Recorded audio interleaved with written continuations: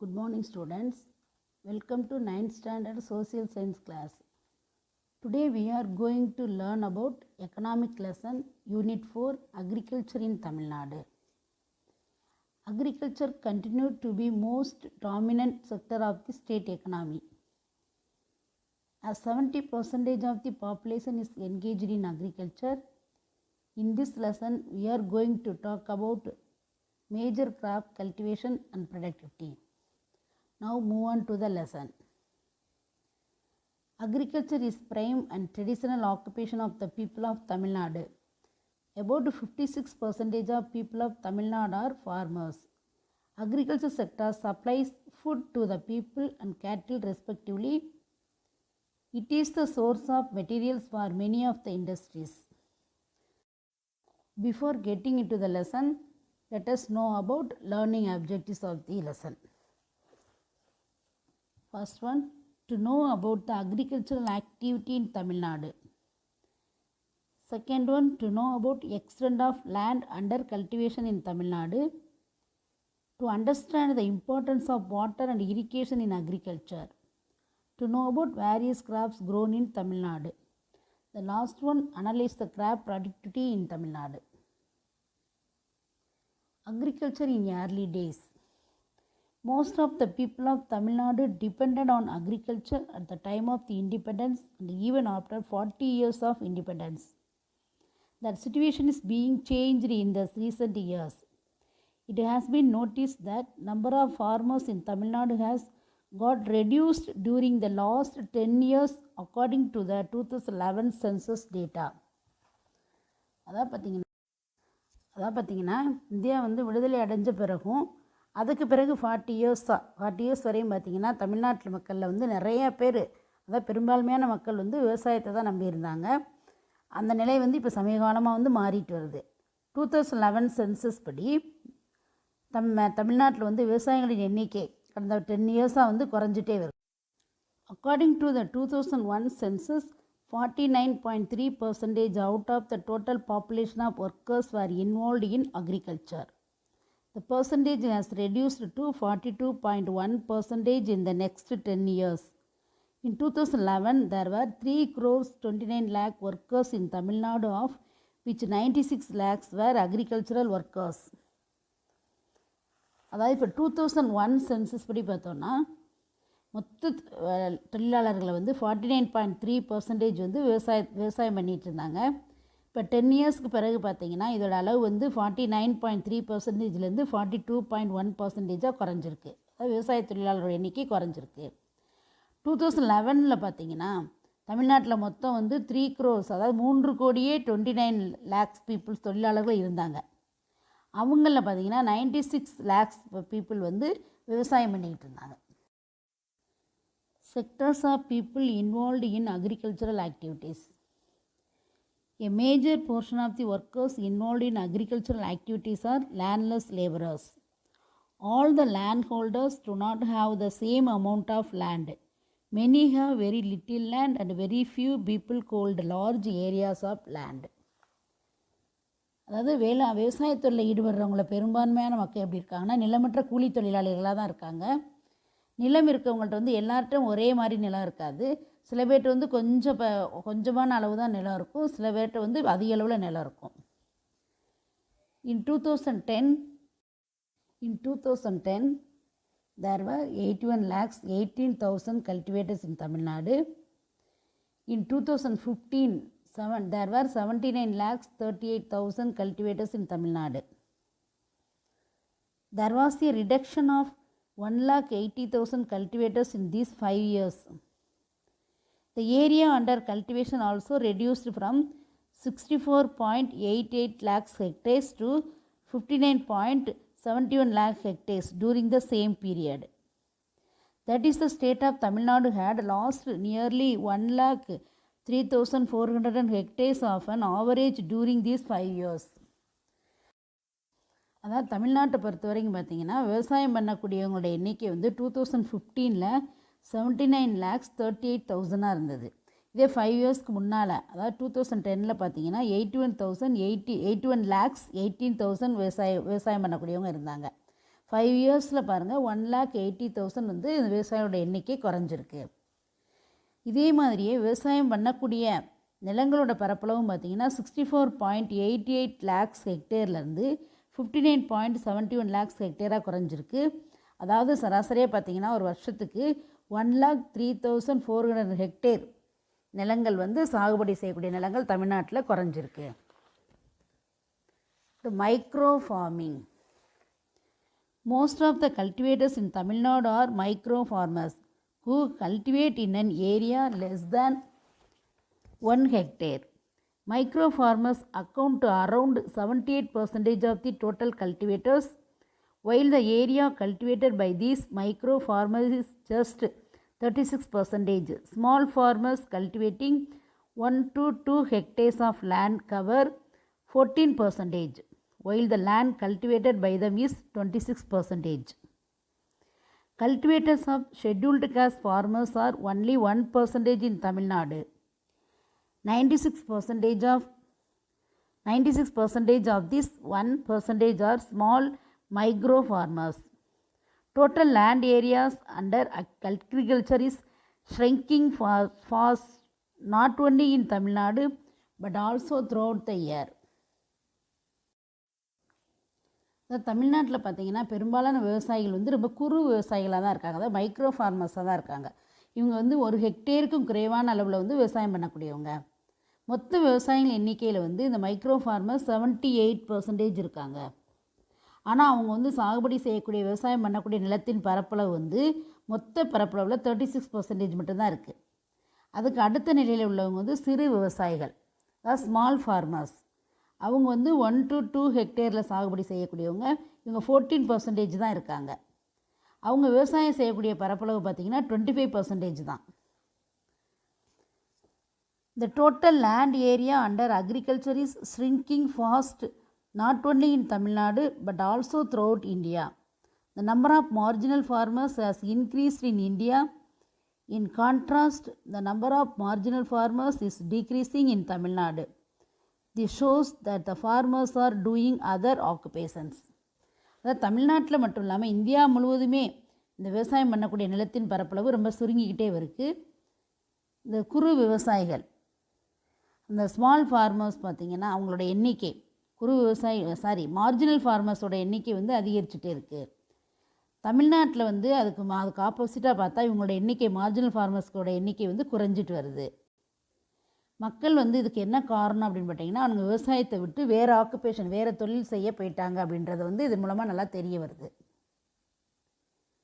Types of land usage, அதாவது நிலம் பயன்பாட்டோட வகைகள் என்னன்னு பாருங்கள்.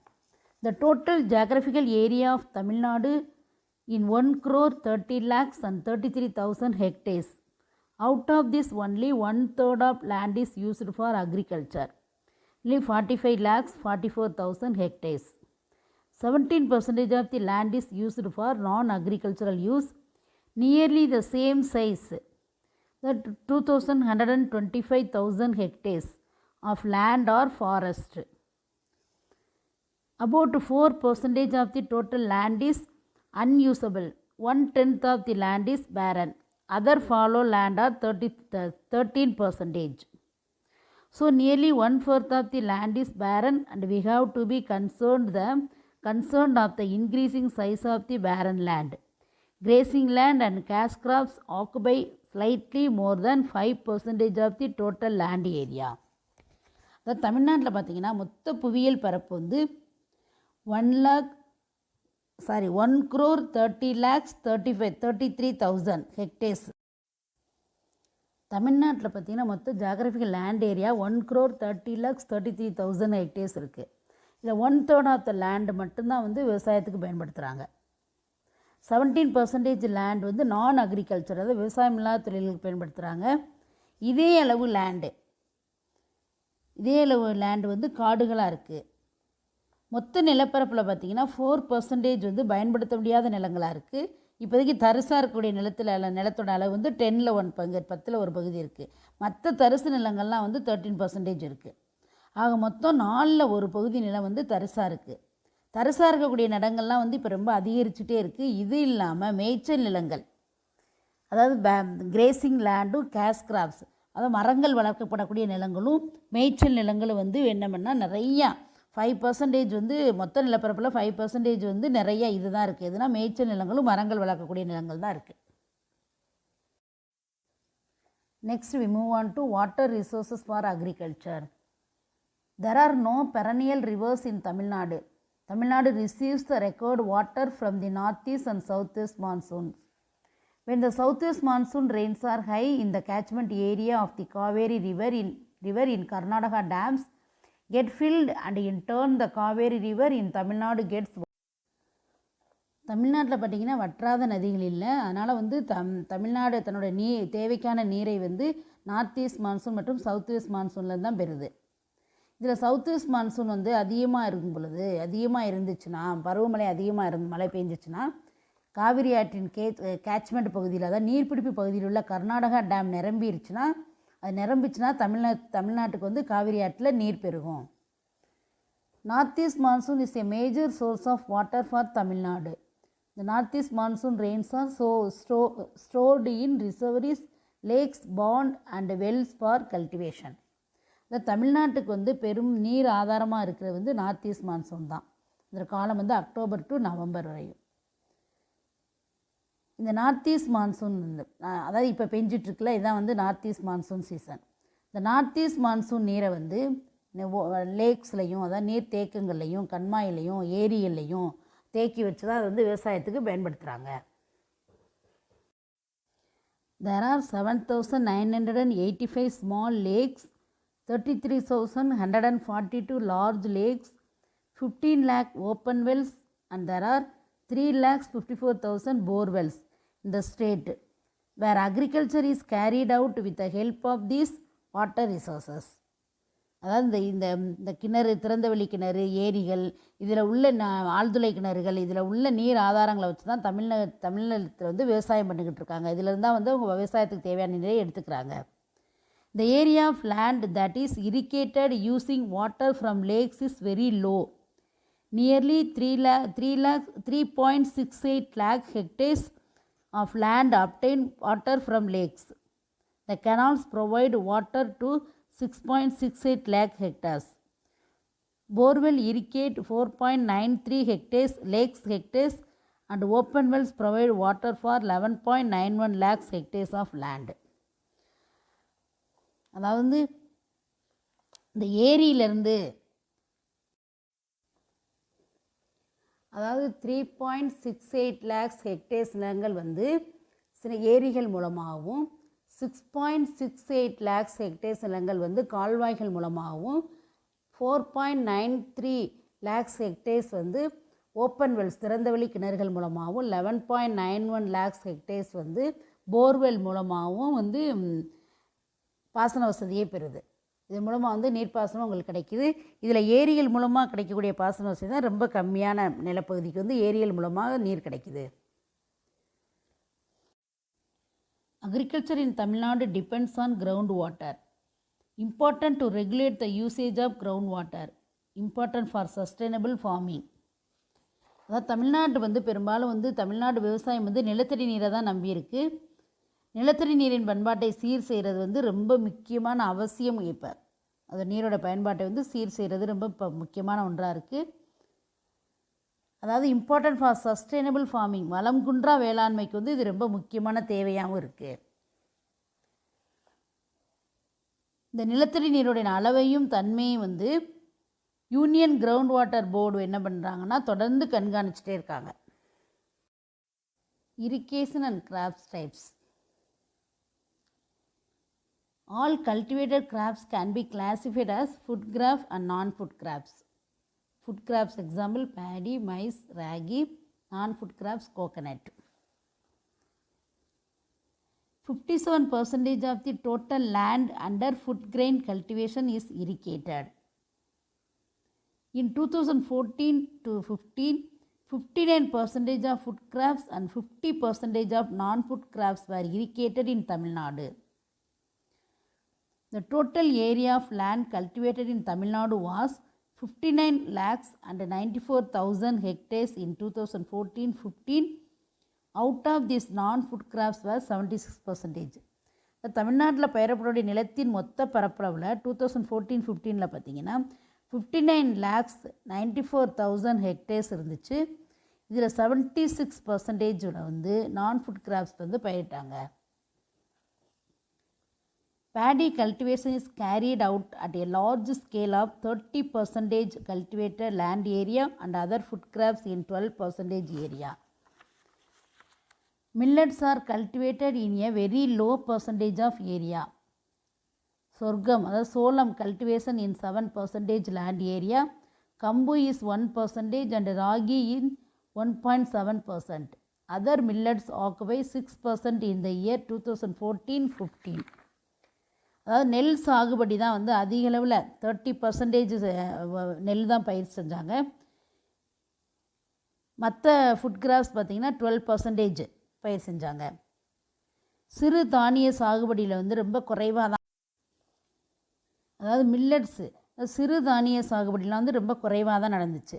சோளம் வந்து 7% நிலப்பரப்புலையும், கம்பு வந்து 1% நிலப்பரப்புலையும், ராகி வந்து 1.7% நிலத்துலையும், மற்ற தானியங்கள்லாம் வந்து 6% வந்து பயிர் செஞ்சாங்க. எப்போனா 2014-15. The area cultivable land changes every year as a result of many factors such as rainfall, availability of water, weather and market prices. Next one, production capacity of crops. The amount of production depends not only on the area but also on the productivity of crops. பயிர்களின் விளைச்சல் வந்து பயிரிடப்படும் பரப்பளவு மட்டுமில்லாமல் பயிர்களின் உற்பத்தி திறனையும் சார்ந்திருக்குது. Production capacity of paddy in Tamilnadu was 4,429 kg per hectare. Maize 8,824 kg per hectare. Corn 2,093 kg per hectare. Rye 3,077 kg by hectare. Ragi 3,348 kg per hectare. Black gram 645 kg per hectare. Sugarcane 107 kg per hectare. Groundnut 2,753 kg per hectare. Decadal growth in agriculture. Amount of production varies depending on the amount of land being cultivated. The productivity of crops is steadily increasing though there is reduction in cultivation. The total quantity of wood grains produced in Tamil Nadu in the year 2014-15 was 1,27,35,000 tons. Paddy alone accounted to 80 lakhs tons. The contribution of paddy to the total amount of food production is 62%. Maize production was 20%, corn 7%, ragi 3% and another 3% occupied by black gram.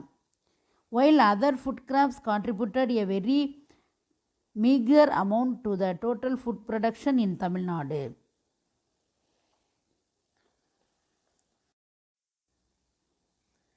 அதாவது இந்த பயிரிடப்பட்ட நிலத்தின் அளவு மாதிரியே அதோட உற்பத்தியோட அளவும் வந்து differ ஆகும். 2014-15 பார்த்தீங்கன்னா தமிழ்நாட்டில் அதிகமாக உற்பத்தி செய்யப்பட்ட உணவு தானியங்களின் அளவு வந்து 1,27,35,000 டன். இல்லை நெல் மட்டும் 80 lakhs டன் பயிர் செஞ்சுருக்காங்க, விளைஞ்சிருக்கு. மொத்த உணவு தானிய உற்பத்தியில் வந்து நெல்லோட பங்கு 62%. இதில் 20% அளவுக்கு வந்து மக்காச்சோளம் பயிர் செஞ்சுருக்காங்க, 7% சோளம், 3% வந்து ராகி கேழ்வரகும் விளைஞ்சிருக்கு. மீதி 3% பார்த்திங்கன்னா உளுந்து. மற்ற உணவுப் பயிர்கள்லாம் வந்து கொஞ்சம் அளவில் வந்து விளைச்சல் கொடுத்துருக்கு. Before ending the lesson we see the small recap. The number of people involved in agriculture and the land under cultivation is declining in Tamil Nadu. While the number of marginal farmers is increasing in India, it is decreasing steadily in Tamil Nadu. Out of the total geographical land area, only 1% is under cultivation and 1/4 is left to follow. Areas with good water facilities can be cultivated up to 3 times a year. Southwest and northeast monsoon are the main sources of water for agriculture in Tamil Nadu. So Tamil Nadu agriculture is depend on groundwater. Crops are divided into food and non-food crops. Major food crops of Tamil Nadu are paddy, maize and ragi. Coconut stands first in non-food crops. Recent researchers show that the productivity of crop is steadily increasing. Thank you students. Watch the video carefully.